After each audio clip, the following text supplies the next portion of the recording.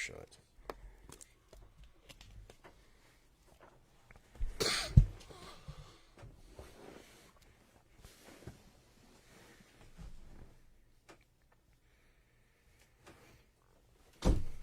Hey, what's up, everybody? My name is Michael Grass. This is episode 7 of the Grassroots 304 podcast, and this evening I've got a very special guest with me. This is Randy Gilkey. Randy's going to be playing, well, Randy, you are in the John Inghram Band. You're not just playing with John Inghram this evening, is that correct? Yes, sir. Okay. Play the keyboards with him. Okay, so Randy Gilkey, keyboard player. Yeah, Randy, we were talking a little bit earlier. You seem like a pretty cool guy, but, I really don't know too much about you. Why don't you tell me some stuff? Well, I've been playing a long time.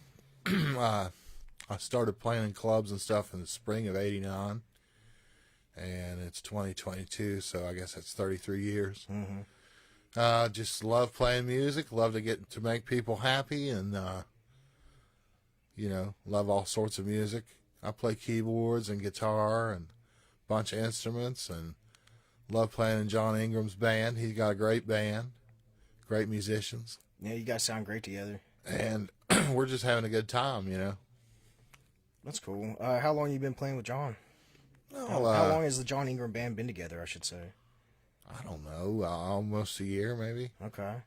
All right, so like tonight, this is the album release party here at Sacred AV Solutions in Dunbar, West Virginia. And I think it's going to be a packed night, honestly. I saw a lot of hype about it and a lot of talk about it on the internet, so...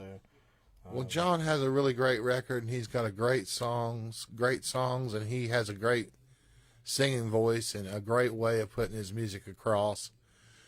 That, it would satisfy all different sort of people, So yeah, I think John's got a good local following as well. Of course, John Ingram is also in the band Fletcher's Grove, which some of you may be familiar with, and they're a band from, I would say, all over West Virginia, maybe Morgantown, West Virginia. I think this is his first ever sort of like solo album that's been released. Is that right? I believe so, yes. All right, cool. How long have you guys been working on that? Or how long has he been working on that? Do you know? I think he started working on it in 2019 before the pandemic, and then we worked through the pandemic on it, and then here it is out tonight. They're having the party tonight. So you guys come out and be with us, Yeah, where did y'all record it at? At Bud Carroll's studio. Oh, okay. Mm-hmm. All right, where's that located? I'm not sure exactly where. It's way out in the country. Yeah, in the country. It's Point Pleasant, is that right? I think maybe so. Yeah, okay. Okay, since we were talking about it yesterday, and that seems to ring a bell with me. Bud Carroll, of course, I don't know too much about him. Can you tell me a little bit about him? Oh, he's just a great guitar player and great arranger, great studio engineer, and just everything he does, man, just sounds awesome.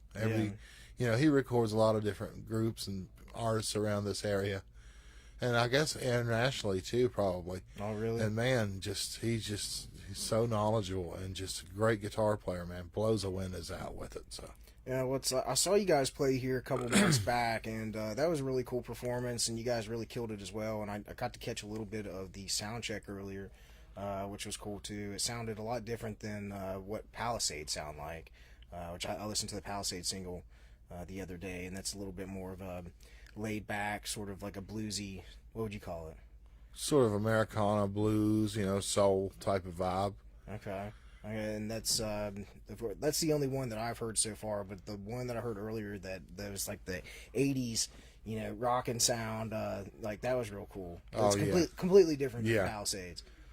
Yeah, there's a bunch of different styles represented on John's record, and then we also do, a few blues and a few, just different things through the night. I think, like I said earlier, a lot of different styles represented that will make a lot of people happy, I believe. Mm-hmm. Okay, well, it's it definitely sounds good, and I'm sure everybody else, they know it sounds good.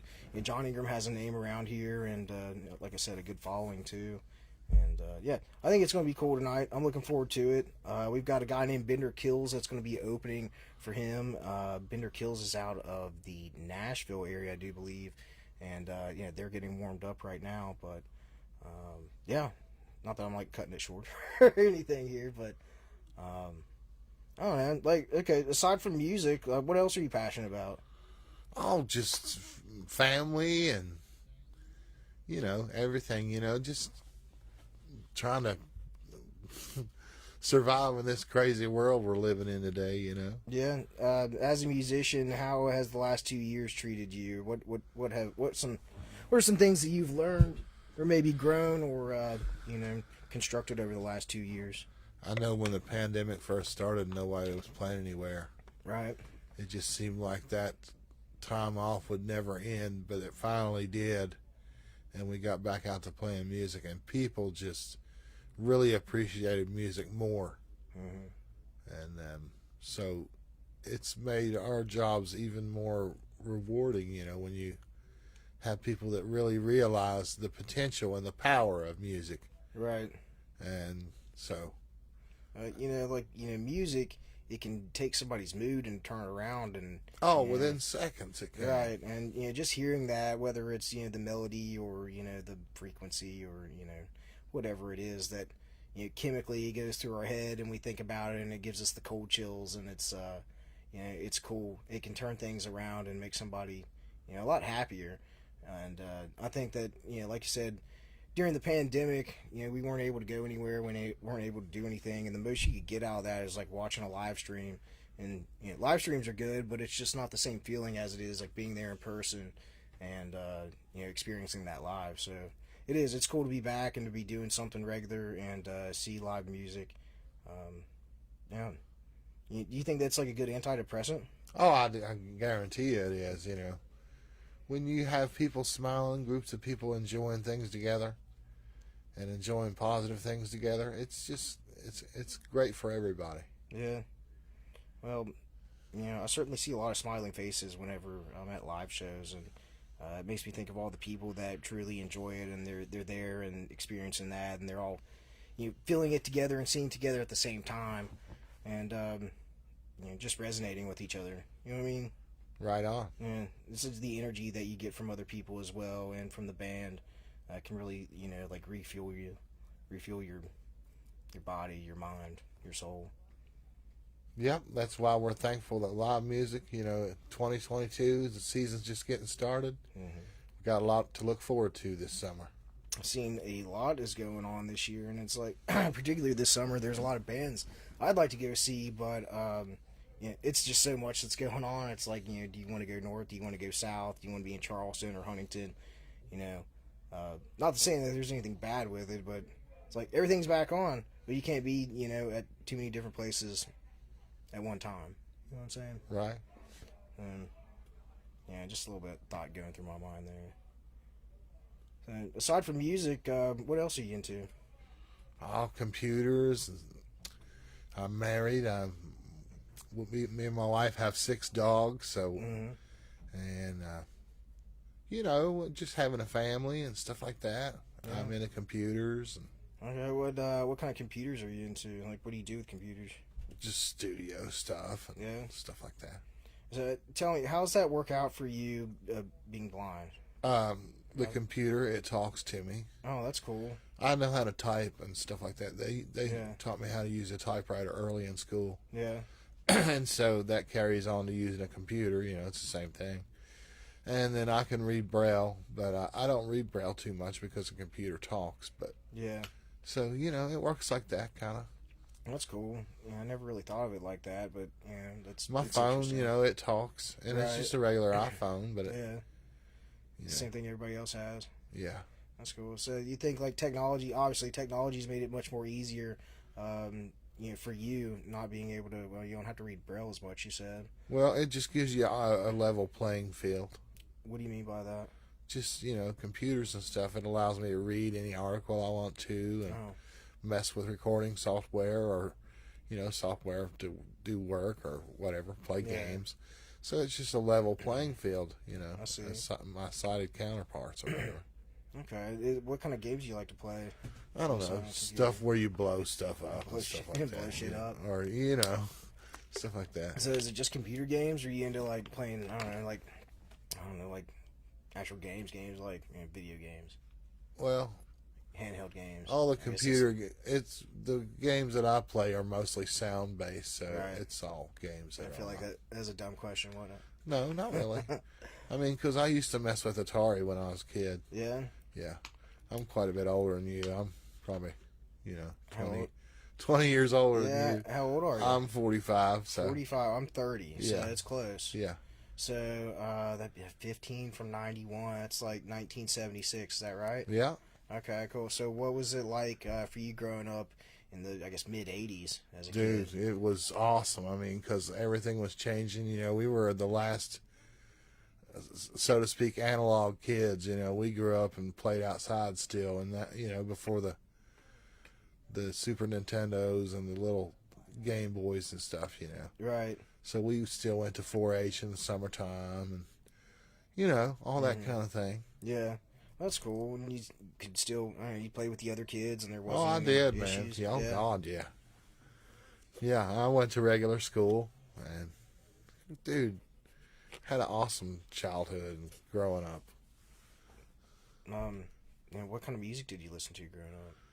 Just pop music, whatever was on the radio. Popular, right? Yeah.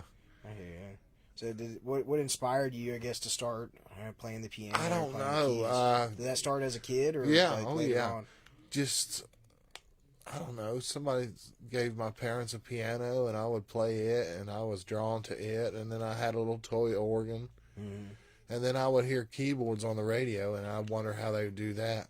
Yeah. And that was like in the stores back in the 80s, man. All the little toy keyboards were in the stores. Not like now. They don't really have them now in stores. But, man, back then there was all kind of little keyboards and stuff. And so I would always go mess with those in the stores and stuff. And then I got to see a big pro one when I was like 10 or 11 years old. Man, it blew my mind. I was like, yeah, this is what I want to do. That's cool. And so it just went from there. That's cool. That said, like, did you? I guess you just played by ear, right? Or did you actually like learn how to read music? I was trying to learn how to read Braille music in school, but they would change the way Braille music is written every 3 or 4 years. You had to go So back once and I would relearn it. get it figured out and rolling, they would change it, and it would, screw me up again. So Right. finally I was like, I can play pretty decent by ear, so I'm going to stick with this and make it work for me. That's cool. I've did a lot of session work over the years. Probably played on over 100 albums or whatever. Really? And so, when you play on a lot of studio stuff, you learn to listen and make a chart in your mind of what's going on. So you can like really break it down when you're listening to specific things, Right. like tuning in the keyboards and out the other things, or. And like when I play with musicians I never jammed with, I'll listen to the bass player because he's always doing something to point you in the direction of where it's going. Yeah. And especially a great bass player like John is, man. He'll play something and lead you to where it's going next. If say like we're jamming a tune that I don't know, but they know, and I can still hold on to it because he's playing in such a way that it's like a guide, like a beacon, like. That's cool. So like he's good at leading it with what's going on. Oh, and yeah. Just kind of flow in. Yeah, he is great at it. Okay. So I don't know, well, that's how it'd be. You're just listening for certain cues from the other musicians when you're playing. Because I was like, it's like, I sound like an asshole saying, obviously you can't see him. But Sound but musicians will play a cue, Yeah. and you can feel it. When there's a stop and it's like you're waiting a few bars to do the ending or whatever. You don't have to be able to see it to know. You just know you that just it's feel coming it, man. Okay. Yeah. So like we were talking earlier, you feel like your senses are heightened in other areas. Sometimes I feel like that. Yeah. Maybe. So- I don't know. Okay, that's what I've heard, but I don't know. I'll take your word for it from anybody else. I don't know, man. I think sometimes maybe, but it just could be the weather. Yeah. Right. And speaking of the weather, it's been a lot warmer this week than it has last few weeks. Yeah, finally. Yeah, so I'm wearing shorts today, and I haven't worn shorts I wore shorts yesterday. I shouldn't lie, but it feels good. I can't wait for summertime. Oh, I know. And let's say, you got anything coming up this spring and summer aside from John Inghram? I know you guys are playing again tomorrow night. Where's that at? Up in Morgantown at Yeah. 123 Pleasant Street. Oh yeah, famous at 123 Pleasant Street. I don't know. I got a few solo gigs coming up around in Virginia and West Virginia, playing in Mullins at this little place. You know, just here and there, and then playing at what is that fest at Ace in June? Mountain Music. Yeah, playing that with Annie Neely Kirkpatrick on Friday morning. Oh, cool. Is that down at the Lake Stage? Yeah, I think so. Okay. And then I know I'm playing a couple festivals this summer with John also, but I'm not sure what the dates are. Yeah. But that's cool. Just all kinds of stuff, and playing with the MFB still. Yeah. In Huntington. Oh, cool. They're working on new the music. Motherfunkin' Band. Yeah. For those of you that don't know who the MFB is. They're working on new music, and we're working on new stuff. That's cool. So I'm just playing, man. You know. Yeah. And having a great time. It's good. Yeah, it makes up for the last 2 years of not playing and being stuck in the house. And, Right. And jamming with yourself, I guess. Did you do any like Zoom calls and jam with your friends? Oh, I've been doing like streams and stuff for years. So Yeah. I did some streaming, yeah, and did a little bit of that, and then I don't know. It got so, you know, after John Prine died, man, that screwed me up for a little while. I didn't want to play too much for a little while after John Prine passed away. So, but I got back into it, and you know, that first part of the pandemic, it was funny, man, because it was like just all the bad news hitting you all so much, and it was just overwhelming almost. You know, it kills the spirit sometimes, doesn't it? Yeah. So, well, you know, luckily most of that's all over now, and things are. It seems like as it. normal Yeah. as it can be. I hope so. Yeah, I think we're all good. What do you think? I hope so, man. Yeah. It's like I don't want to go back to ever doing streams in the house again. Having to do that. I mean, I don't mind doing them. I like Yeah. doing them, actually, and taking phone calls, and it's fun messing with the equipment to do it. Yeah. It's just, you know, I'm glad to be out playing live also. Right. And it's a whole other feeling playing it live and playing in front of people and the energy in it. It's being there. Right. And it's like I used to, back at the height of the coronavirus, we talked a little bit earlier, I used to do my radio show from home, and I got burnt out doing it at home. It's like it loses its feeling completely just not being in the studio and surrounded by everything that makes up the radio station. Well, sometimes you got to have that vibe in that different room, you know. Right. It gets you in that mindset. Right. You know? I deal with that at my studio sometimes. Like, I'm like, man, I wish I could just change this room around so it faced this way, and maybe I would get a different vibe, you know. Because, Yeah. I mean, it is. I mean, like, I've noticed I've written different songs because I was in a different room or a different place Yeah. that I might not have would have written if I would have been at this other place.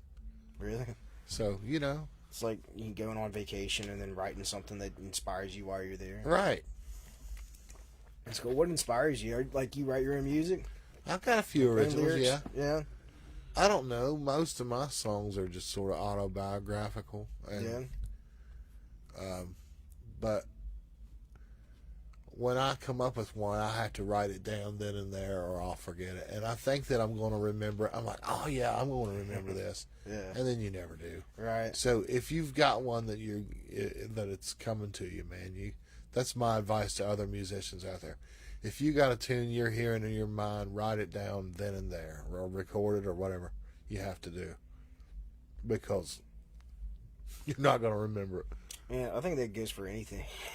In general, there's a lot of things that it'll come to mind. It's like, oh yeah, I will remember that. And it's like, no, 5 minutes later, I've forgot what the idea was. But being able to like tell my phone, like, hey Siri, blah blah blah, make a note of something, and like I said, technology makes things a lot more convenient and easy. Yeah. So, there's often ideas that I get that come up for the podcast, and it's like, oh, I'll remember it or I'll write it down, then don't. And same thing, but I've got a notebook and I'll start writing things down. But before, it's like, I don't know, I just never took advantage of it really. I know my phone's a computer and it can do all these things as well, so it's like using it to its fullest advantage. Yeah, before I got my phone, I was like, man, I'll never need a phone. But after I got it, I was like, man, why did I wait so long to get this thing? Yeah, It's great. it helps out. Well, that's cool. I don't know, you got anything you want to plug or talk about? Uh, Got any just, questions for me? I don't know. I just want to say, just keep this music and this show going, and keep talking to all the musicians you can. That's all I want to say. Is just you're doing a great job, and Yeah, thanks. just keep talking to everybody you can, man. Yeah. Sometimes it's like it's weird for me. It's not really weird, but like hard to like relax in front of the camera sometimes and just have a solid conversation without being like interview mode. You know what I mean? Yeah, It's like, and all this is live, but we're just sitting here in a room talking to each other. right. Maybe it's like pressure, like some anxiety. Nothing to be worried about though. Oh, it's all right, man. It's all good. I know I'm chill right now, relaxed, but It's sometimes meeting new people, it's it's odd. You got to feel people out. How's it for you when you meet somebody new? You feel them out. I can tell within the first 2 or 3 minutes whether they're cool, because if they've got something trying to shady, that you can hear it in their voice, man. Right. Their voice quivers in a weird way. Their demeanor. Yeah, and so you just got to listen up for that stuff. And I've been fooled a couple times in my life, but hopefully it don't happen too much. But just try to go with the vibes, I guess. Right. What do you think about the vibes here so far? Oh, I love them. Yeah, man. It's if you could see it out there. They've got these lights.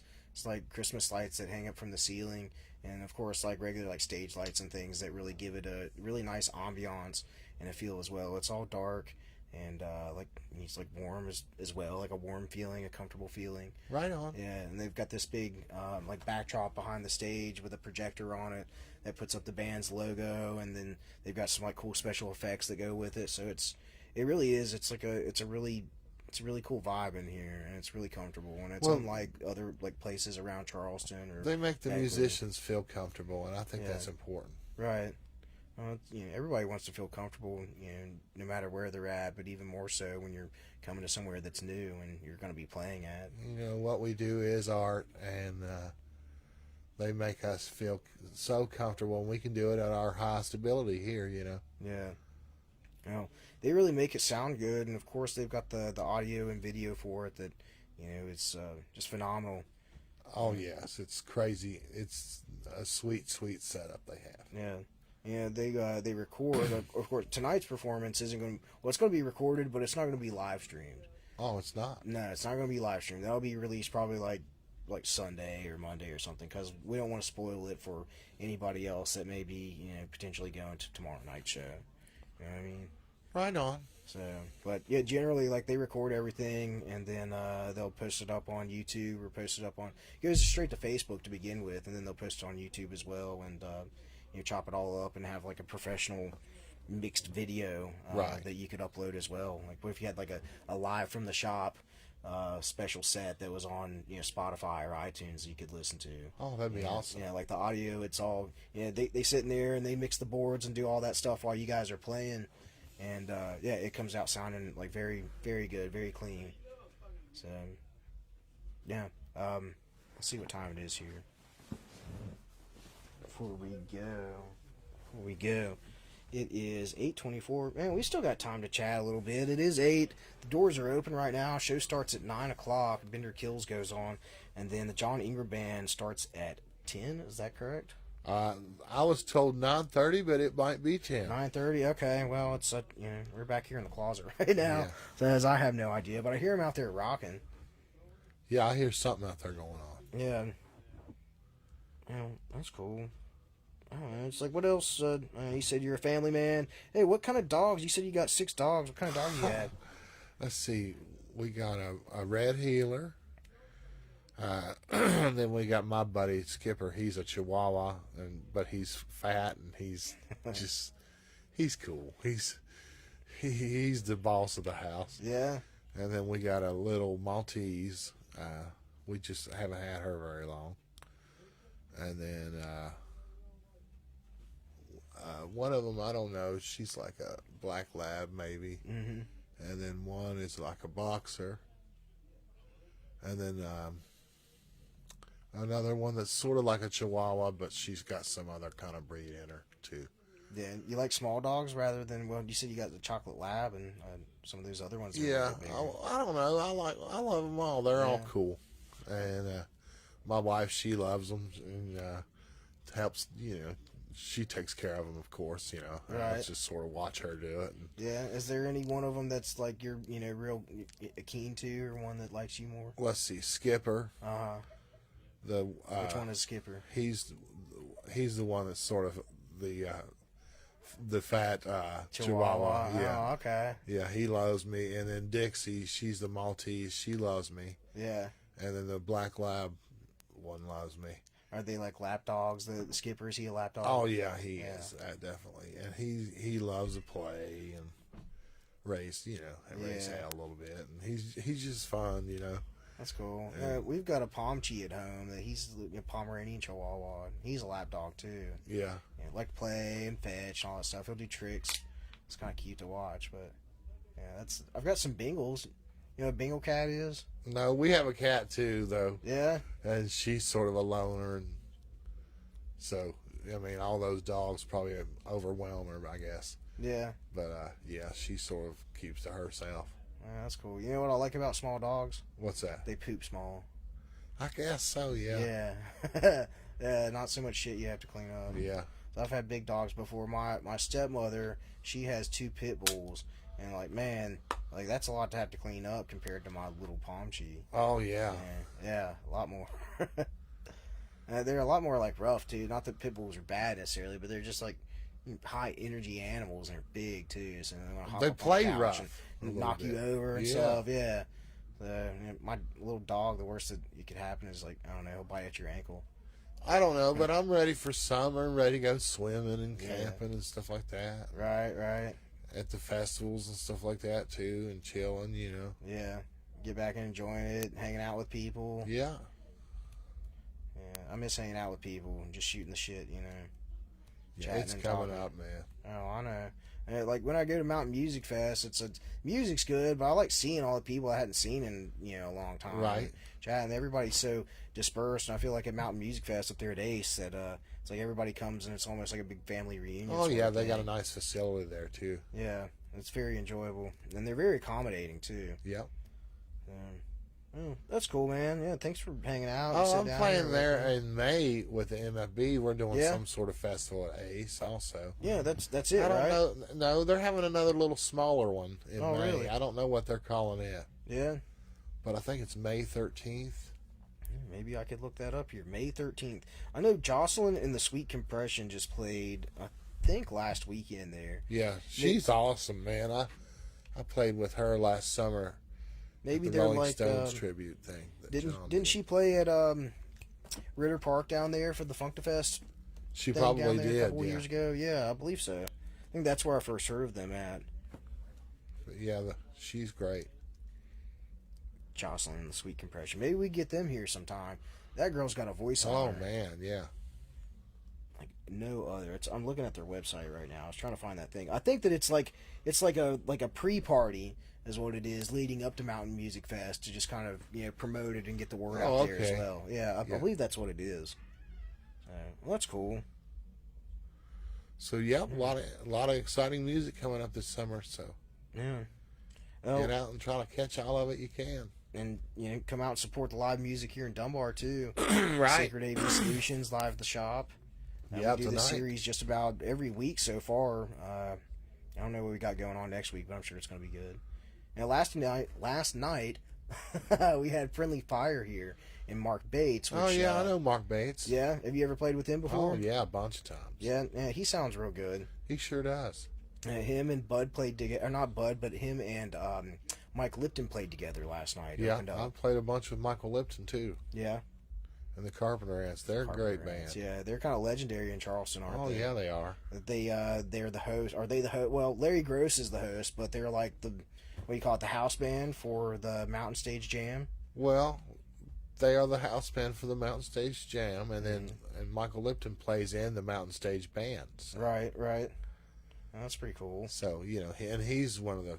I mean, him and Bud Carroll, man, those two are the wickedest guitar players in the state. Yeah. Great players. It's like, man, I'm still all new to it, so it's like hearing these names. I've heard of Bud Carroll before. A friend of mine, his name is Mike Bennett. Have you ever heard of him before?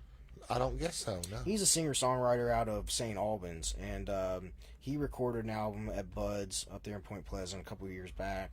And when I was at WTSQ, I actually put Mike's album on the radio at WTSQ and started playing it up there. Yeah. You know, it's like least I could do, and he is a talented musician as well. So, you know, whenever I found out and put two and two together, it's like, oh, okay, now it all makes sense. And yeah, and he shreds. He's pretty cool to watch. Yeah, that's best. That's the best I can say. He shreds. I get it. I wish I was more in tune with it for like the last 20 or so years and seen these guys play more often. But, Right.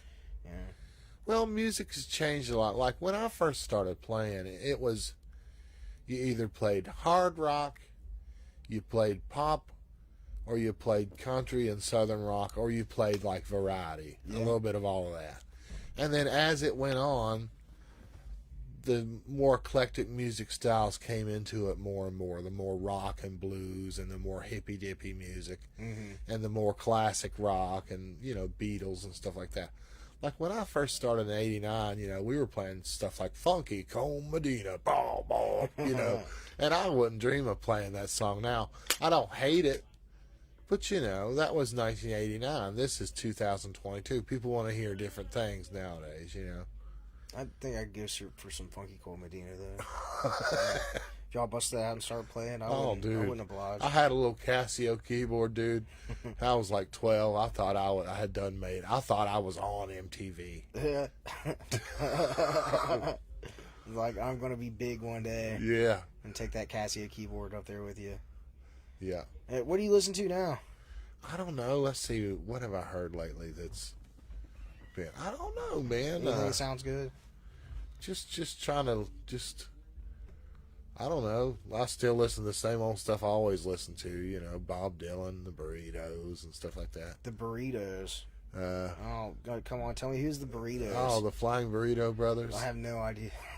Yeah, stuff like that. I don't know. Just listen to whatever, you know. And okay. I don't know. I hadn't been tuned into anything cool lately. What's cool coming out? Man, I don't know. Like, what's cool coming out? I listen to a lot of different stuff. I listen to reggae, I listen to rock, listen to hip hop and rap, listen to EDM. And I listen to bluegrass, but I don't know too much like new bluegrass coming out. The Mama Said String Band played here a couple weeks ago, and they're real good. Yeah. So, and I'd consider them to be new bluegrass. So I bet they are. Yeah.